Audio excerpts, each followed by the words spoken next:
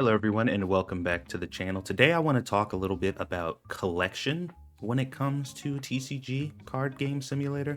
And what I mean is when you go through the game and you're opening packs or whatever, obviously a lot of people are really focusing on selling them, maximize profitability, progress through the game, that type of stuff. But I mean, this is a TCG game. So, I mean, a big element of it has to be card collection, right? Or you would think.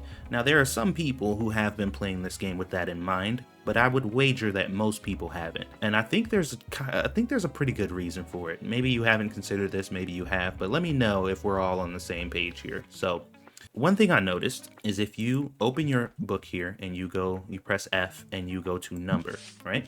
You look at your notebook here, it tells you all the cards you have in whatever specific category you're looking at. So right now, this would be basic, and they're letting you know all of the, or common, I guess I should say.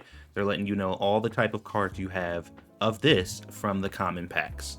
And then you go to next, this would be rare. Oh wait, hold up, I went 10 pages. Next, this would be rare. These are all the cards of this particular type you have from the rare packs.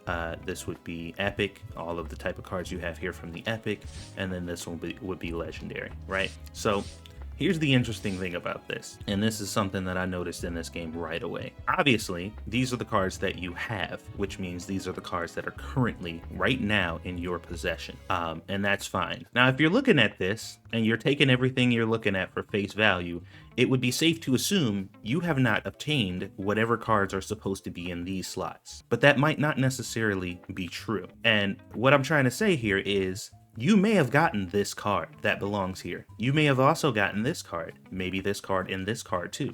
You probably just sold them, but there's no way to really know that unless you've just been keeping track or like fully memorizing everything that you've ever gotten in the game, which obviously nobody can realistically do. So what's the problem here? Now, as a regular TCG card collector, if you collect cards in real life, it is pretty obvious that even if you've gotten, let's say, this card, which would have probably been the most expensive version of the card you could possibly attain, once you sell it, it's gone. So obviously, it's not going to be in your pack anymore because it's gone. You sold it. It doesn't exist anymore. That's realistic. Like, it makes sense. But this is a video game. And in a video game, I think it makes a lot more sense, especially if we're trying to prioritize collection, to at least give you some form of acknowledgement that you have at least had a card that you've drawn before.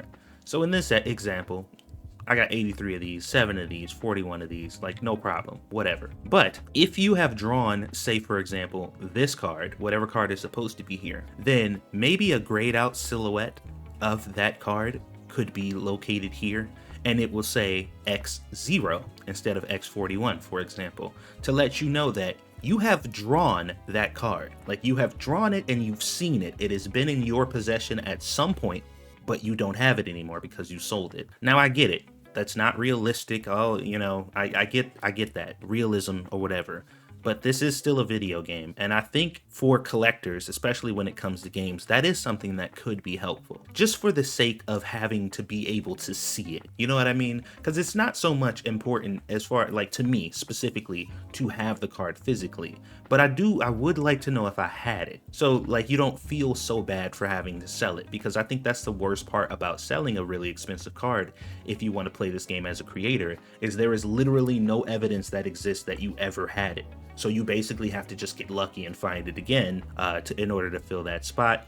And I think, honestly, that's a shortcoming of the game, in my opinion. And it makes collection a lot more, I don't know. I don't even know what the word is, really. Like, I know some people might look at this complaint and think that it's silly, but I really think that it would add some value to the game as far as collection is concerned, because it just would be nice to see. So, you know, there's so many cards in here, obviously, that I've drawn. I've gone through and opened so many packs in this game. I'm pretty sure we all have. And you may or may not have gotten these really high value cards, but you just will never know unless you just remember you had them, or unless you just keep them and don't sell them. But, you know, that's also another problem, especially if you want to progress. The most profit you can make at one given moment is selling a really expensive card.